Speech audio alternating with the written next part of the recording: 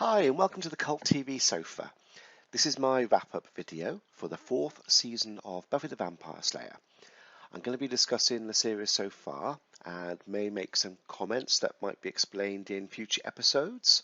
So please don't talk about the future series or events in the comments. Thank you. It was good to see Buffy out of her element in the first episode. She arrived at university and was struggling to fit in, whereas Willow was settling in nicely and was in her element. That was very relatable, as I know I found it hard the first few days that I was in college, but then things sorted themselves out. It was interesting to see the roommate issue with Kathy as well. I don't think sharing a room is as common in the UK. We tend to have small single rooms. But again, I could relate. On my first night in my college halls of residence, we had a fire alarm test. It was like midnight or 1 in the morning, some stupid time. And the girl in the room next door to me came out and she scared the hell out of me. But things must have improved because I was actually at her wedding last month, so all worked out well. I'm going to talk more about Buffy and Riley later. I did enjoy it when Professor Walsh thought she'd killed Buffy, but she'd actually completely underestimated what the Slayer is capable of. When Buffy appeared in the camera and started speaking, I found that actually quite a powerful scene. So with Willow, nothing much really happened to her this season. So we saw her being sort of comfortable in the university environment after feeling awkward throughout her school years. She had some new tops and a new haircut. And we met Tara. So that happened. If you've watched my reactions, you will see that their relationship came as a complete surprise to me. I guess I just didn't think that they'd have that kind of reveal in a show like this, especially for the time that it was made, so it just didn't even occur to me.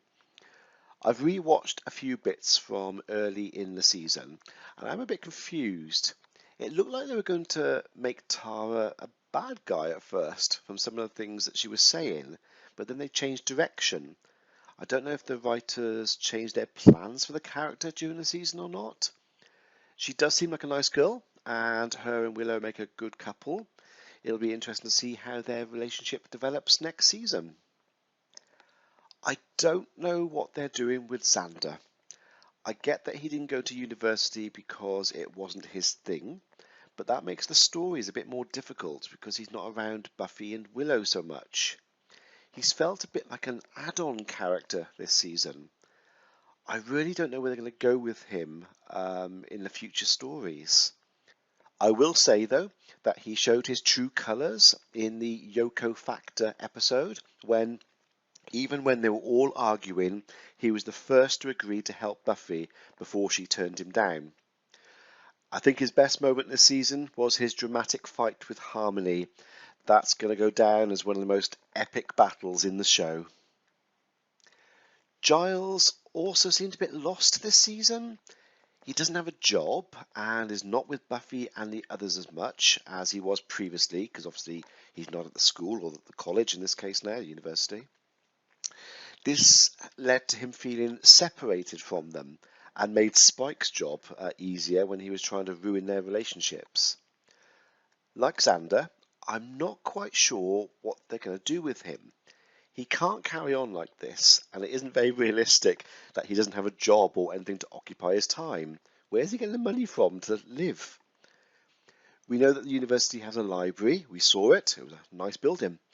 I wonder if they have any positions opening up soon. I did enjoy his turn as a demon early in the season, after he was turned into one by Ethan Rayne, and the way he ran after the professor. Very funny. We saw a lot more of Spike this season. It was interesting to see him given the chip, which stopped him from hurting humans, because that allowed him to get closer to the group, because Buffy would never have let him get close to them all if he was killing people. So it was a good way of bringing him into the core group in the stories. It's the only way it would really work. He seemed to add a lot of comic relief to the series, taking over a bit from Xander, or at least adding to Xander's jokes. He did have some really funny bits, such as not helping in the haunted house episode. We also saw how manipulative he could be when he managed to turn the group against each other at the end of the season. That was very well done. Riley was a bit of an odd introduction to the show for me. If I'm honest, I don't really see him and Buffy getting together. They didn't feel like a natural couple to me. He's a nice guy, and he does have good morals, as we saw when he turned his back on the military that he loves after he found out what they were up to. I still don't get how he has time to be a TA in university and a full-time soldier. Why did they need to be undercover in the university in the first place? Apart from because the story needed it. They were sneaking about at night anyway, so it's not like anyone would recognise them. Very odd. It was done for the story, but it didn't quite make sense to me. I really felt that Adam was completely underused this season. He actually had quite a lot of potential to be a decent bad guy, but we didn't really see much of him. And he didn't really do that much bad, except for killing that child and send demons into the initiative. And he came to a pretty quick end when Buffy just pulled out his power unit. We saw him easily beat Buffy twice, and he had access to knowledge via his super fast floppy disk drive.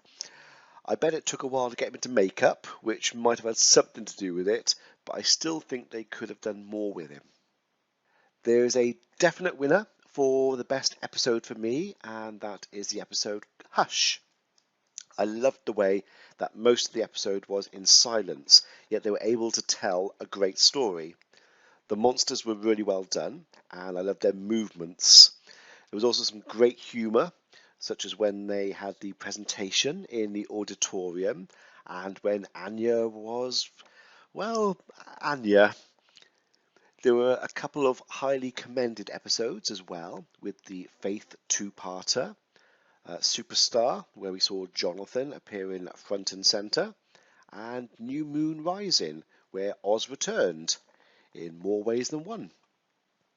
I think the worst episode was fairly straightforward for me, and that was Where the Wild Things Are.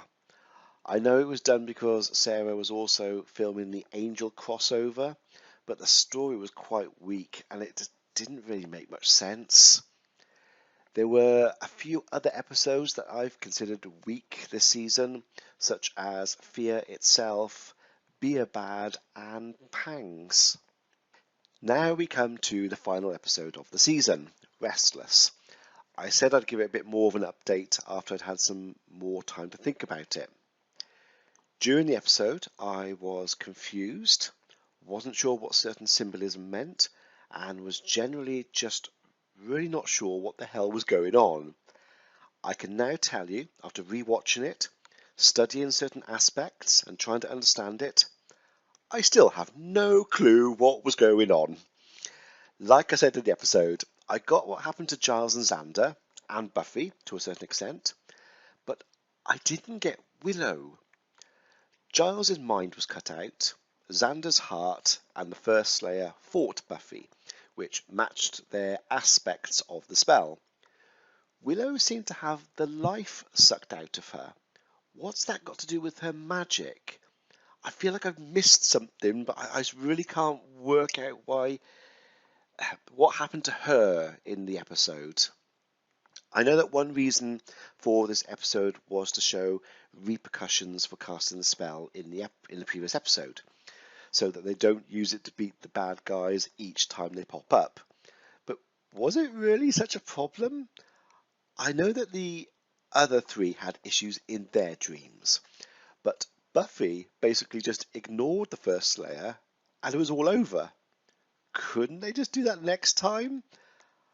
It just didn't feel like it was such a big problem with them doing it again. I mean, if there's like a huge demon destroying the world, is it a major issue for them to have a little bit of an inconvenience just to cast a spell, have some issues with some dreams, and then it's all over? I don't know. Seemed odd.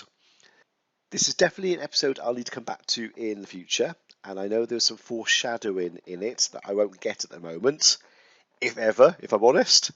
I'm interested to see where we go from here next season. Buffy and Riley are still together, the initiative are gone, and the next big bad has been introduced in the form of the Cheese Guy. So I look forward to seeing his powers and motivation soon. Be seeing you.